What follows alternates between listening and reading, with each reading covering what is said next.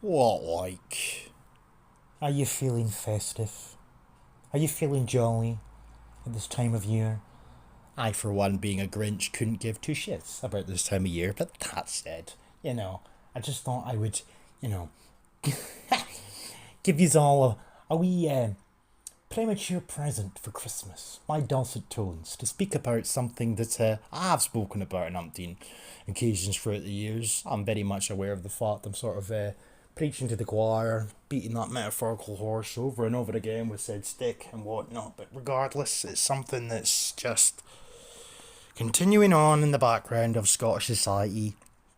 And don't get me wrong, some people do speak about the issue, but I just don't think there's enough attention being focused on the issue, and I will get to what I'm speaking about in just a second, but I want to bring attention to this first and foremost, right? Notice the date here from the Herald, 2009. English, not first language for 1 in 8 Glasgow pupils, okay? And I am using my phone here, so I do apologise if it doesn't look particularly presentable. 1 in 8 of all school children in Scotland's largest city do not speak English as their first language, new figures have shown. According to the statistics contained in a review of Glasgow schools for the past year, there are now approximately 9,500 children with English as an additional language, which culminates in 12.5% of the total school roll, or half the Scottish total. The high numbers mean the city now employs 140 plus additional specialist staff to support children with English as an additional language at a cost of more than 5 million. But as well as previous issues such as calls for extra classroom support and the need for race equality strategies, of course, because there's no show without punch and all things diversity, it's our strength, remember. Educationalists in the city have identified a new problem, the link between children who have English as an additional language and the levels of attainment. But we're not going to home in on that per se. I just want to focus on the statistics or the figures that are given in said article here. Right. So it also says the children, this is back in 2009, there's 86 different languages being used, okay? And in the past 4 years, approximately 3,000 foreign national children have enrolled in schools in Glasgow. Most of these are the children of migrant workers, and while a significant number are from Eastern Europe, they are not exclusively so. The most recent statistics indicate that they have come from more than 100 countries, with one of the best examples being Shawlands Academy in Glasgow's south side, where at the last count there were more than 50 languages being spoken in the playground, including Punjabi, Urdu, Arabic, French and Polish. Progression. Now that was 2008/9. You fast forward to 2025 and here we are. Almost 1 in 3 children in Glasgow do not speak English as their first language. So it's gone from 1 in 8 to 1 in 3. Is that progression? It's not progression. So, fresh analysis has revealed that nearly 1 in 3 school pupils in Glasgow do not speak English as their first language. Okay? Figures from the Rainbow Unicorn government show that 28%, near enough 29%, of students in the country's largest city speak English as an additional language. Right? The data also found that the number of people speaking English as an additional language has risen sharply, up nearly a third since 2019, when it stood at 22.5%. So again, right, 2008/9, it was like 1 in 8. Now it's nearly 1 in 3. In Glasgow, think about it. Think about the long-term trajectory. 20 years from now, 30 years from now, what will it be then? 1 in 2? Will it be over half? Will it be half? Because it seems to be a continuous trajectory heading in one direction. Whether it be the demography when it comes to ethnicity breakdown, white continues to decline, or whether it be the increase in languages, etc. There's always certain things that head in a specific direction. In Glasgow, 20,000 plus of the city's 71,000 pupils are now classed as English as an additional language student, according to figures collected in September last year. Okay? Right? So think about it. So it's gone from 1 in 8 to 1 in 3. But it gets worse than that in terms of like the amount of languages, etc., that are being spoken about here, or that are referenced, sorry. Glasgow City Council provides specialist teachers to support some of these students. Oh, so progressive. Glasgow, now described as Britain's asylum capital, was housing 3,000 plus asylum seekers at the end of September, more than any other local authority across the UK. It's thought to be an attractive destination for asylum seekers because Scottish law obliges councils to accommodate anyone who is unintentionally homeless, including single men. Council leaders said that not all pupils learning English were new arrivals and noted that the annual number of overseas enrolments had fallen by more than 1,000 in the current academic year. Right? Despite this, Glasgow still had the highest proportion of English as an additional language pupils in Scotland last year, ahead of Edinburgh, which is 22%, and Aberdeen, 21%. Right? Calming down now, because as I say, I just want to get to the languages in particular. The most common languages are Arabic, Polish, Urdu, and Punjabi, reflecting waves of refugees from Syria, Ukraine, and Afghanistan, alongside EU migration. But not limited to, of course. If you've ever been to Glasgow, then you know damn well it's not limited to, eh?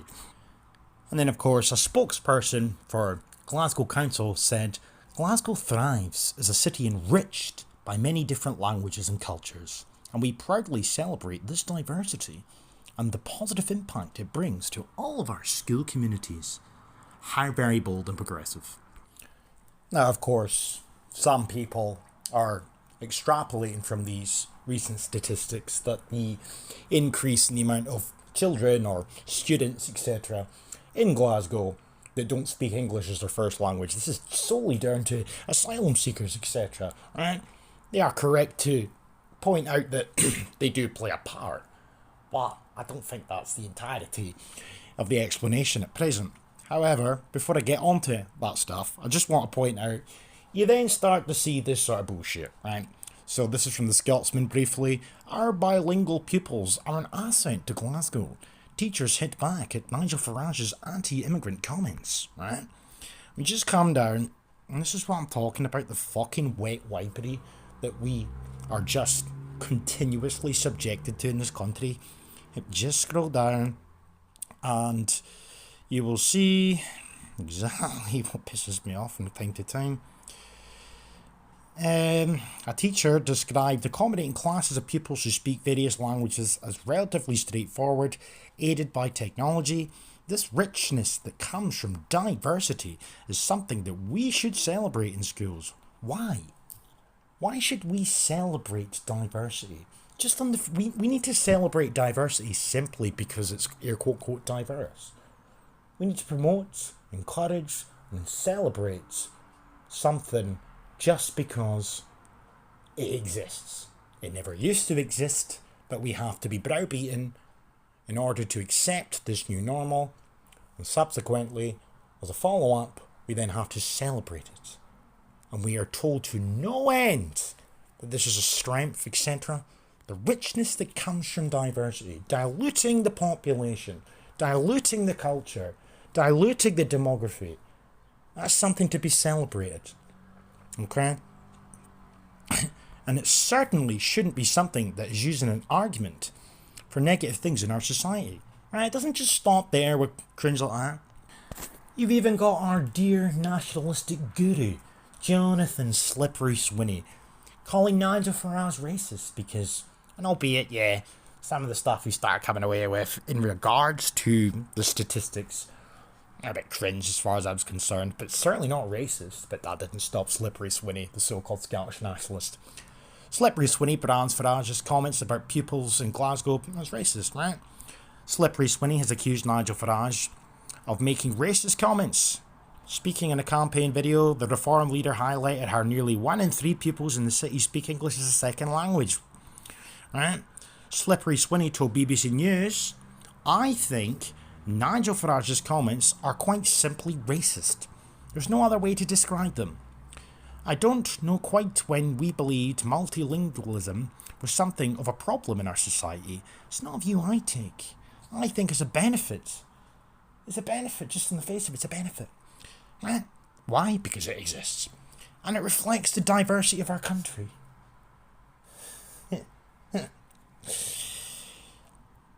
And I think these comments demonstrate that Nigel Farage is a purveyor of racist views.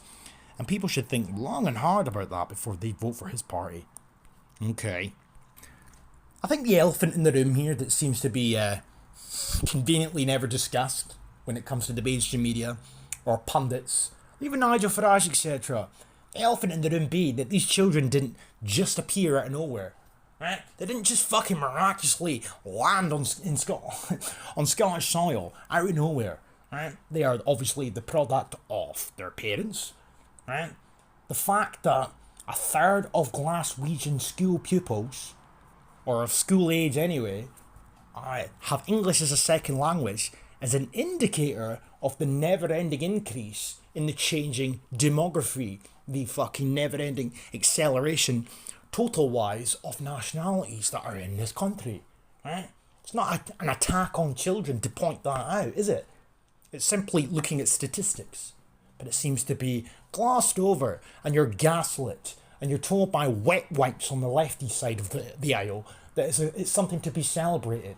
And you're chastised if you point out these statistics. You're chastised and you're accused of attacking children. But on the other side of the aisle, your Farages, etc., they just completely missed the point. The reality of the matter is, we're always told that children are our future. Right? It's all about the children, hence the United Nations Children's Rights Charter being enshrined into Scots law. Right? The children are the adults of tomorrow. So if a third of Glasgow's school children are foreigners, then it stands to reason there's going to be a hell of a lot of foreigners in the years to come. And it's a clear indication that the increase in diversity, that's apparently something we should be celebrating, is continuing to increase. Right? Then you get shit like this on a question time, okay? And it's just this fucking gaslighting nonsense, pardon my French. 3 kids in schools in Glasgow don't speak English as a first language. Why does this matter? So this has come up, James, and I'm sure this is why you're referring to it, because Nigel Farage, your new leader, Malcolm, talked about the fact that 29% of primary school pupils in Glasgow have English as a second language, and he described it as the cultural smashing of Glasgow. Is he right, Malcolm? Well, I wouldn't use that language, but what we're dealing with here is... So what's wrong with that language? What's wrong with that language? Hang on. The immigration issue we're dealing with is something which is a worldwide issue, a European issue. And it's coming at us fast, and faster than we've ever seen before. If you think about the whole of the 20th century, 1 million people came to the UK. So far in the first 25 years of this century, 7 million people have come to the UK. That's a lot of people, right? Now, we have a tradition in our country of being welcoming to people from other shores and welcome them in so long as they come in to work and contribute, learn our language, adopt our culture, adopt our values. We've got a strong tradition of that. This statistic is highlighting just the fact that this is happening faster and bigger than we've seen before. We've got a lot of people coming in from places that we don't know so well, where cultures are not so aligned. We need to integrate. We need to integrate to make our communities cohesive. And the question is, how do we do that when we've got this speed of immigration coming in, and it's costing a lot of money? If you think about Glasgow, has got 100 million black hole next year in its budget, and Glasgow councils are saying that 2/3 of that, 66 million, is dealing with the immigration and asylum issue. That's a lot of money. And there's a lot of money being had to be paid for the people who are here already, who are welcoming and want those people to come fine, but they want to know who they are, and they want to know that they can assimilate into our culture. And the number one thing surely is we have to speak the same language. Why are you presuming they're new migrants? Why are you presuming they don't speak English? And why are you using Glasgow children to spread your bile and poison into our communities? It's utterly shameful. You know, this is the sort of nonsense that you're continuously met with. You know, comparatively speaking, it genuinely is the equivalent of being in a fucking abusive relationship with somebody who's hell-bent on just constantly mind-fucking you and gaslighting you, etc. You know, mental abuse. Right?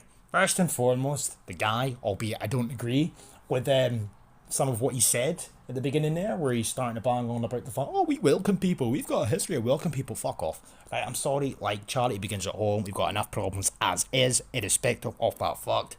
An asshole Sarwar jumps in. Of course he's going to jump in, right? And the first thing he accuses the guy of is, or he questions the guy with his rhetorical questions. He insinuates that the guy has said, "Why are you assuming that they're new migrants?" He didn't say that. But this is the sort of shit that you hear all the time, irrespective of whether it's an asshole or other progressive dickheads, right? This is what they all do. He then says, "Why are you assuming that they can't speak English?" He didn't say that either. He didn't say that. But this is what you are just constantly met with, right? We have to celebrate diversity. We have to put it on a pedestal and champion the whole concept of it, right? Simply pointing out statistics is racist, it's vile, it's egregious, it's toxic, it's disinformation, it's far right, it's goose-stepping material, etc. Right? Yeah, it doesn't stop there, and asshole Sarah wasn't the only one in this little panel. So we also have. Yeah, look, a bit like Angela, I've got one young kid who's in primary school, albeit in Aberdeen, not in Glasgow, and I've got a younger kid who's in nursery just now, and many of their friends are bilingual and multilingual despite being really young. And, you know, the notion that a man who aspires to be the Prime Minister of these Isles would pick a fight with school kids, would seek to ostracise school kids, would hold school kids up as an object to beat, absolutely repulses me. And I think it should repulse all of you as well. And I hate to say it, I really do, but this confidence that he has to say some of these things stems from the fact that our current Prime Minister, Keir Starmer, called us all an island of strangers. Not Enoch Powell's words, well they were, but they were also repeated by Keir Starmer. And this is a culture that we now have coming out of Westminster, and it does us all a massive disservice. Because you know those wee kids, when they grow up, they'll grow up to be our doctors, they'll grow up to be our lawyers, our nurses, our bus drivers, our videographers, our hosts. They'll be our friends, our family, our neighbours, and we should defend them as if they are our own, because those wee kids, they are our own, because they've made Scotland their home. I'm very much convinced that your mum rehearsed that little cringy speech before he participated on that question time appearance. That said, again, who's picking fights with children? Pointing out statistics. Where do these children come from? They're the product of their parents. And it is showcasing, quite clearly, evidently so, that diversity that we're continuously told over and over and over and over again is our strength and we need to celebrate, etc. They're the product of diversity. They're the product of immigrants. Right? They didn't appear out the ether, right? Nobody is picking a fight with children. Nobody is specifically targeting children for their ethnicity and their ethnic background and whatnot, but it can't be denied that they are products of immigration, whether they were born here or whether they came over here with their family. It doesn't matter. The fact that it's gone from 1 in 8 to 1 in 3, what will it be like in 20 years? Okay? And we're just constantly browbeating over and over and over again. If you've got any concerns or races, we need to celebrate this because diversity is our fucking strength, you know? I mean, here's him here. Place is at it. Here's him here. Jesus, can't even click on that. What the fuck, man? This place is at it. Place is at it again. At a time when households across Scotland are being hammered by the cost of living crisis, this place is arguing that there's too many people coming to live and work in the UK. It's absurd. Scotland has been enriched. So many of our communities have been enriched by people coming to our shores. Our public sector, they need migration. Our schools, our hospitals, our social care settings, our world-class universities, but also our private sector. Economic growth is driven by the ability to recruit from overseas and to recruit well. The never-ending cycle of requiring more and more people to fill vacancies, such as in the NHS, etc. They need to be here because there's more and more people entering the country, okay? So you need more teachers because there's more people. You need more doctors because there's more people. You need more this because there's more that, etc. Okay? It's a self-fulfilling prophecy. But regardless, take a back seat for a second. Scotland, just on a very brief side note, Scotland has existed for hundreds and hundreds of years. But it's only really been in the last fucking 100, not even that. Well, in the last 100 years or so, but the last 20, 30 years specifically and especially, there's been a heavy emphasis on the need for immigration. We wouldn't survive without immigration. We've always required immigration, etc. It all has to be championed. It's diverse, and it's a strength, etc. Okay? You have to bear that in mind and take into consideration the fact that we've got record low birth rates, which I will conclude with in just a second. Record low birth rates. Abortions are arguably at an all-time high, okay? Like, record high population, despite the fact deaths are pretty damn fucking high as well, you know? Our population, even using their own lingo, our population is aging, etc. Right? We're not having enough children to sustain our population. Right? These should be concerns, but instead of that, you are fucking continuously reminded that we have an open door policy, diversity is our strength. The more the merrier. The browner, the blacker it gets, or even the whiter it gets. Because, I'm sorry, I don't agree with the white nationalistic perspective of, as long as you're white, it doesn't matter. Quite frankly, I do care, okay? I don't want Inverness being full of Germans, nor do I want it being full of Bengalis. Yeah, but this is the sort of cringe you hear from our politicians time and time again, such as this. This is very recent, if I can fucking get it up. Very clear and emphatic political leadership is given that Scotland will not follow that hostile approach to migration. Indeed, we actually need people to come to Scotland to boost our working age population because of some of the challenges that we face. So that's where I stand. It's the fact they always refer to these topics, their talking points, their little cringy progressive talking points. We're not having enough children. We need immigration for the future. Which, by extension, if you think long term, what that means is Scottish people will become a minority. Simply due to mathematics, if nothing else. You don't even need to include nefarious fucking interference in that respect, albeit I would argue there is a lot of nefarious aspects at play, but you take that out of the equation and the mathematics still leave you with the same conclusion. But we're told time and time again that we need immigration because without immigration, our population will age and then we will end up in dire straits as the years go forward. We're being conditioned to accept this as the new normal. And of course, full circle, if we're going down that route, more and more children in Glasgow not speaking English as their first language would be a product of that, because we're not having enough children and we're also importing people to have children on our behalf. Henceforth, it stands to reason that some of these children will not speak English as their first language. But of course, remember, it would be racist and bigoted to suggest that there's anything wrong with that. Of course. And of course you get crap like this. And never in my lifetime would I have thought that we would have, a not insignificant number of people protesting outside asylum hotels and accommodation, openly throwing Nazi salutes and holding banners that say "kill them all." More than 30,000 people have come to the UK in small boats this year, increasing the charged atmosphere. Do you think that people do have a legitimate right of protest when perhaps some people feel that their communities are changing too quickly, too soon in a sense? So they have a legitimate concern that their standard of living and cost of living crisis that they're facing is challenging their everyday life. They've got a concern that their mortgage has gone up, their rent has gone up, their electricity bill has gone up.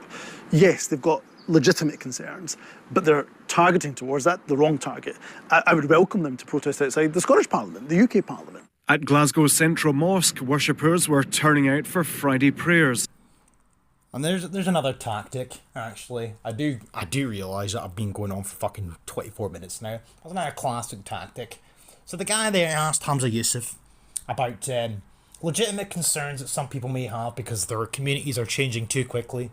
And instead of actually addressing that point, He just completely disregards it and patronises people, because this is something we're also being subjected to. If you're not being gaslit and browbeaten, you're also being patronised. Some of them will go so far as to pretend that they hear your concerns, but you're directing your alleged anger and hate and bile, etc. at the wrong people. You're scapegoating migrants. Or in Hamza Yousaf's case, for example, he doesn't even say that. No. He just completely disregards that and says that he can relate to people if they've got concerns about increased energy bills, etc. But they're directing their animosity in the wrong places, etc. Right? But some will go as far as to say that stop scapegoating migrants. Right? Nobody's scapegoating migrants. But the reality of the matter is, it's easy for somebody like Hamza Yousaf. It's very easy for any dickhead in this so-called progressive oligarchy that we seem to be fucking subjected to.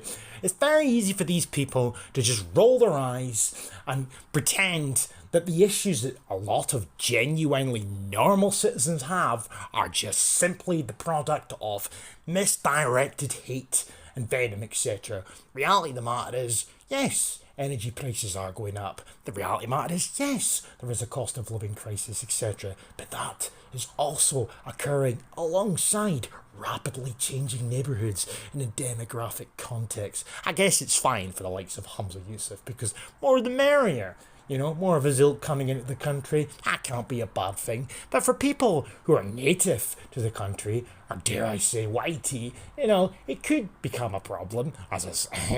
Oh God, I'm venturing into far right territory there by saying something so egregious. I forgot. We need to celebrate diversity. Oh, my mistake.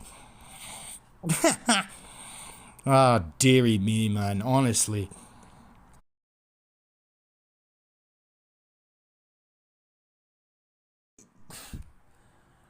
Point in case. Will the Scottish Government join with the Scottish Refugee Council in encouraging all members of the Scottish Parliament to sign up to their pledge, which doesn't ask any debate to stop, but simply asks MSPs, when speaking about refugees and people seeking asylum, to do so with dignity and compassion, to avoid language that dehumanises, stereotypes or fosters division, to promote public understanding rooted in fact, in fairness and in empathy. What is the facts? What is the facts, This isn't a fucking democracy.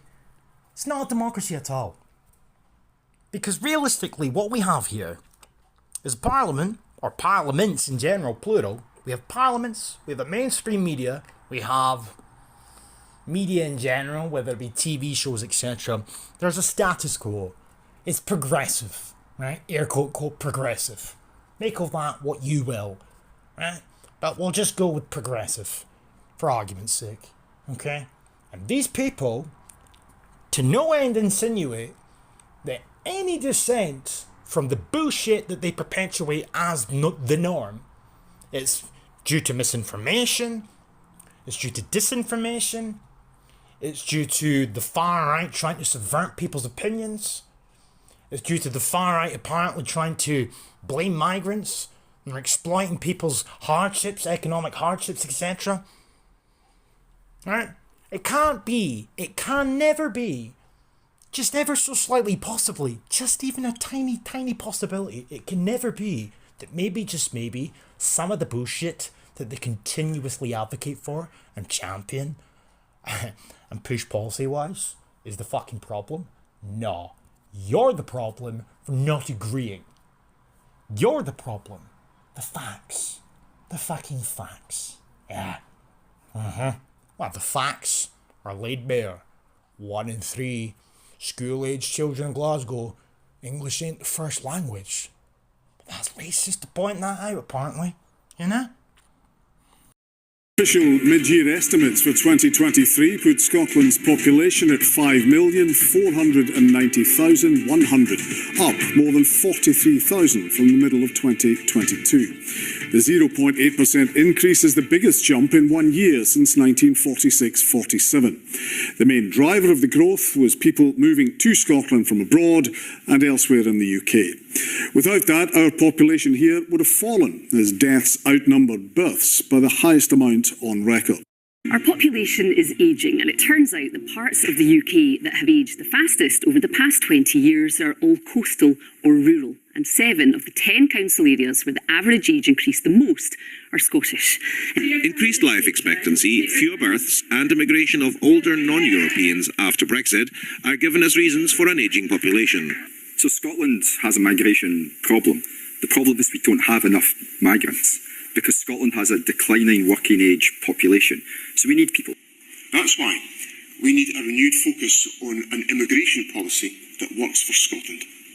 Have no doubt, right now, we need people to come here to live and work to bolster our working age population. There is no solution which does not involve bringing more people to live and work in the islands. Scotland's population is ageing. Our population is growing, but it is growing solely as a result of migration. Record low births, record high population has been the case for several years as far as the death rate's concerned, but no, the birth, sorry. But the population has continued to increase year upon year for the best part of 20 years, right? And obviously we're now starting to see a shift visibly, demography-wise, okay? It's gone from EU migration, which sort of came in the early 2000s, to Africans and Middle Easterns, etc. And it's becoming noticeable. Point out, you're racist. You're a bigot. Long-term ramifications is what I want to leave on. You know, food for thoughts. Because at the end of the day, 30, 40 years from now, what the fuck do you think Glasgow and Edinburgh and Aberdeen are going to look like? What do you think the statistics will showcase in terms of who's bilingual, etc., or multilingual in Glasgow?